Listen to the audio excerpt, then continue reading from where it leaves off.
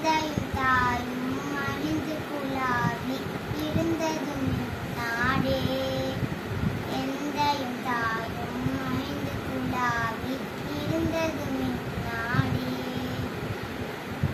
அதன் முந்தைய 1000 ஆண்டுகள் வாழ்ந்து முடிந்ததும்